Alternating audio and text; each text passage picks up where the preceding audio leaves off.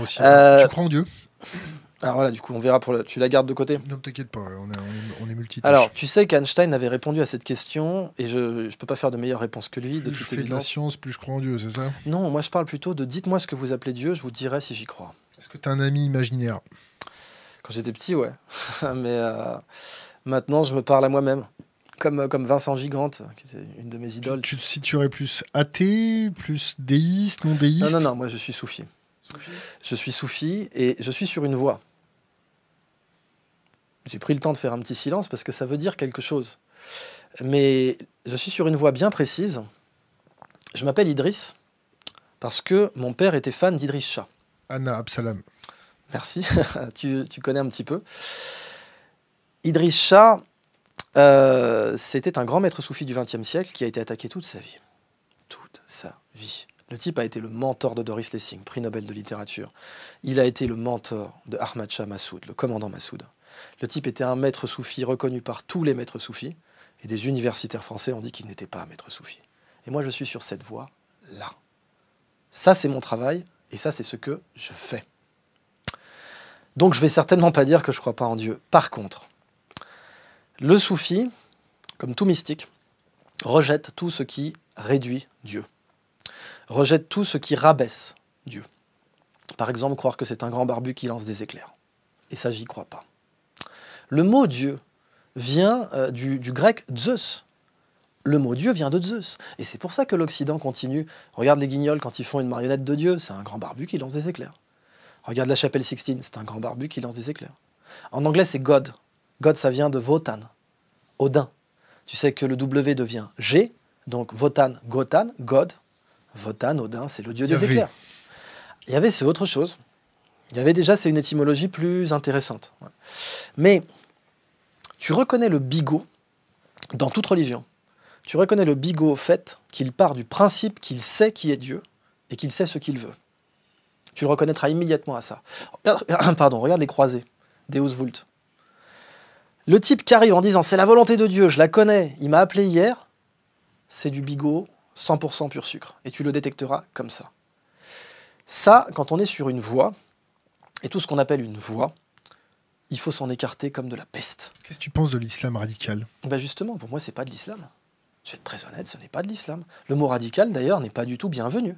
Parce que radical, ça veut dire la racine. C'est quoi leur racine? Quelle est leur racine? Connaissent-ils l'islam du 7e siècle? Connaissent-ils un petit peu ce qui se faisait vraiment à l'époque? Pas les fantasmes de Disneyland, mais ce qu'ils faisaient vraiment.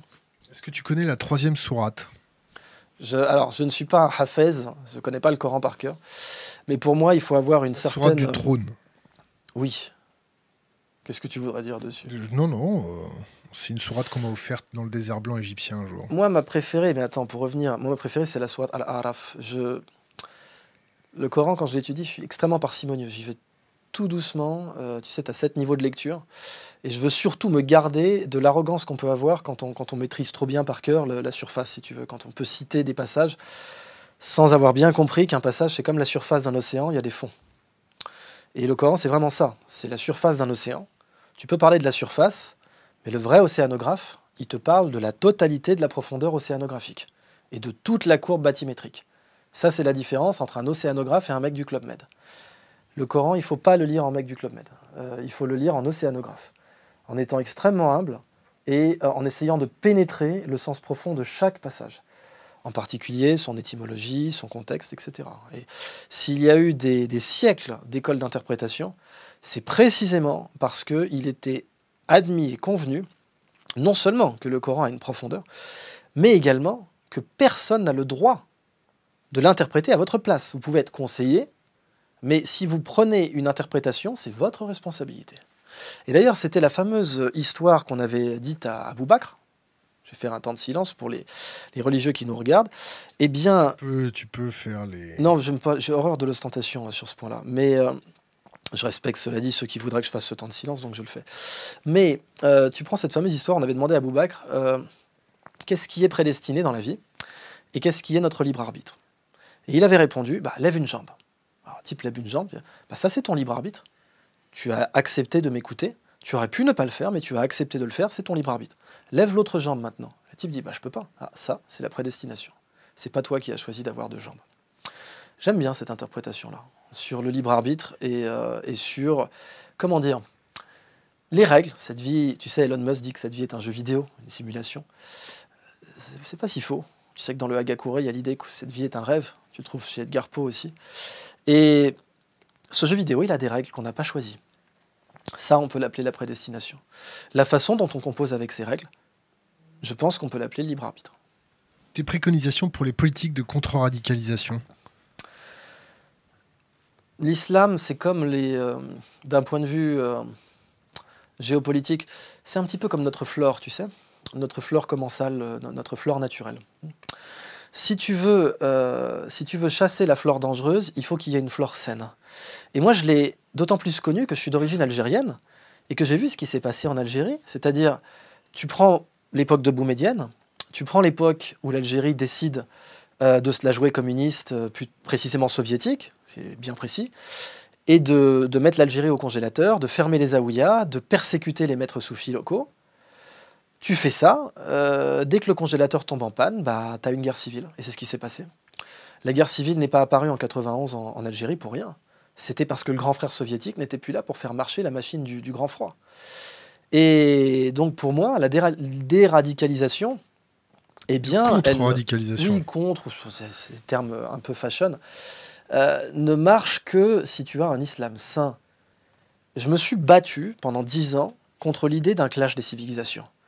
Ma thèse de littérature comparée à l'université de Strasbourg, qui est librement consultable en ligne, eh bien, elle travaille sur le fait que le clash des civilisations n'existe pas, que c'est un mythe, que s'il existait, eh bien, jamais la France n'aurait eu comme plus long allié de son histoire l'Empire ottoman. Le plus long allié de l'histoire de France, c'est l'Empire ottoman, l'alliance franco-ottomane, qui a duré même plus longtemps que la vieille alliance, la Old Alliance avec l'Écosse, etc., etc. Edgar Poe, il a écrit un poème qui est inspiré de la 7e sourate, Al-Araf. Des tonnes et des tonnes d'exemples. Qui sait aujourd'hui que le minaret est une structure d'origine chrétienne? Le minaret, tu sais, je vis en Suisse, j'ai vu la votation citoyenne, je la respecte, je pense qu'ils ont le droit de faire des votations citoyennes et qu'ils doivent le faire. Et ça, j'adore. La démocratie directe en Suisse, jamais tu me trouveras pour la critiquer. Mais le minaret, c'était la mosquée des Omeyyades à Damas, qui était une église. Quand les musulmans sont arrivés à Damas, c'était l'église de Saint Jean le Baptiste, son tombeau est encore là d'ailleurs. Et ils ont vu que les chrétiens d'Orient faisaient des appels à la prière, au vêpres, par oral, depuis une tour. Et ils l'ont copié pour la mosquée stéréotypée par excellence, celle de Kéroua en Tunisie, qui est devenue donc le stéréotype de toutes les mosquées moyen-orientales par la suite. Cette notion d'un choc des civilisations, elle est aussi contredite par le fait que l'immense majorité des victimes du terrorisme dit islamique sont des musulmans. Et ça, ce sont des chiffres qui ne peuvent pas mentir. Quand on regarde combien de personnes sont tuées par an par des musulmans, par des terrorismes islamiques, ce sont des musulmans. Si les terroristes islamiques cherchaient le clash des civilisations, ils le cherchent très mal. S'ils étaient en croisade contre l'Occident, pourquoi ne tueraient-ils pas les Occidentaux, en priorité absolue, plutôt que de faire 95% de victimes musulmanes? Là, tu vois le conflit qu'il y a entre la flore musulmane naturelle et la flore musulmane, je n'ai pas peur de le dire, cancéreuse.